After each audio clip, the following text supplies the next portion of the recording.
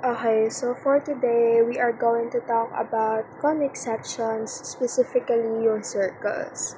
So under this video, we are just going to talk about how to get the properties of the circle, which is yung center, point of circumference, pati yung radius.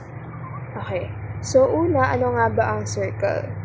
Ang circle ay isang round-shaped figure that has no circles on the edges. Bakit wala siyang corner sa edges? Kasi ang circle ay isang shape na binuo ng connected points sa isang graph. And circles actually has two forms or two equations to be written at. Yung una natin i-discuss is standard form.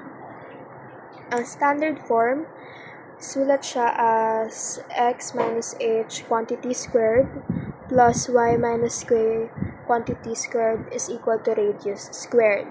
Kung saan, ang h natin is, ang h pati ang k natin is actually yung point of center natin. Kumbaga, pinaka-basis na point ng circle.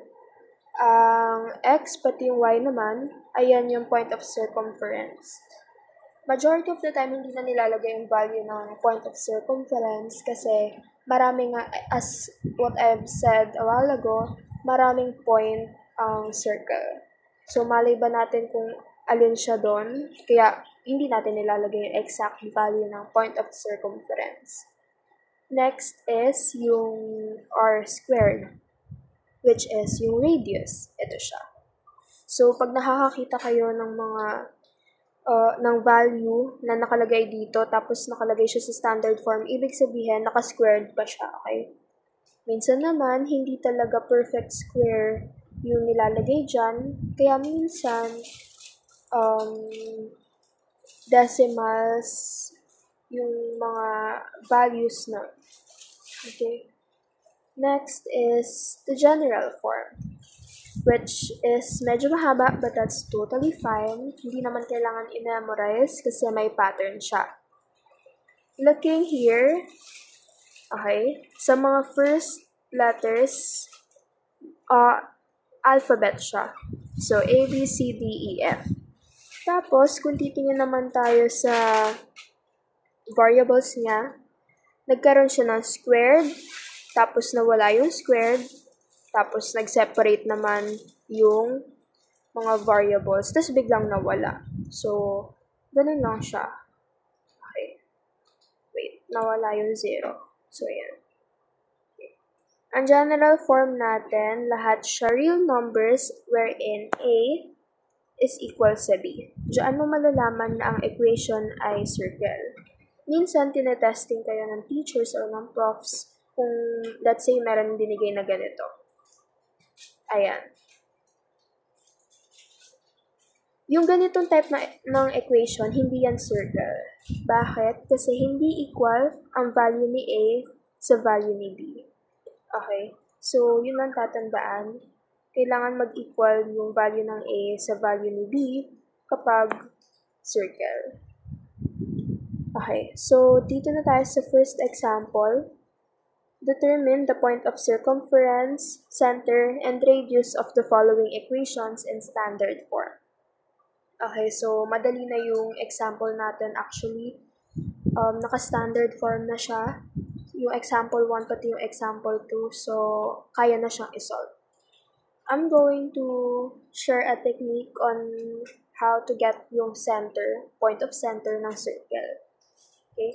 Knowing na ang center natin ay HK, which is ito si H, ito si K, ang gagawin lang natin dyan is babaligtarin natin yung sign niya. Kung dito, positive ang H natin, positive 6, magiging negative 6 na siya. Ganon din sa K. Kung negative to, magiging positive 3 na siya.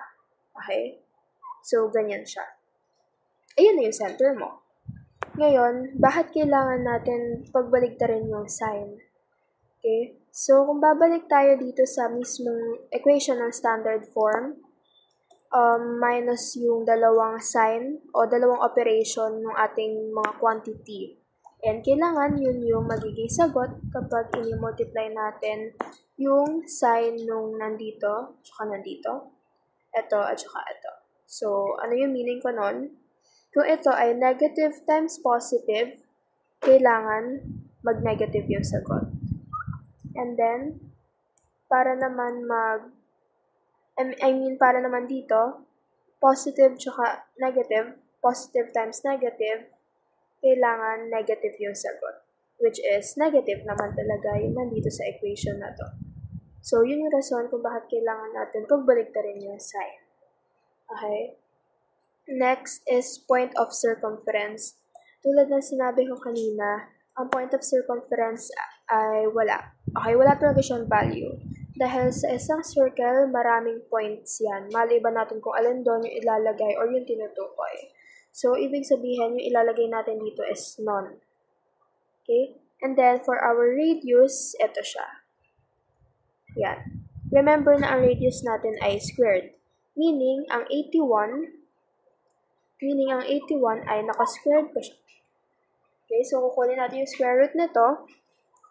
Kunin natin yung square root niyan, wherein r is equal to 9. So, ang radius natin dito ay 9.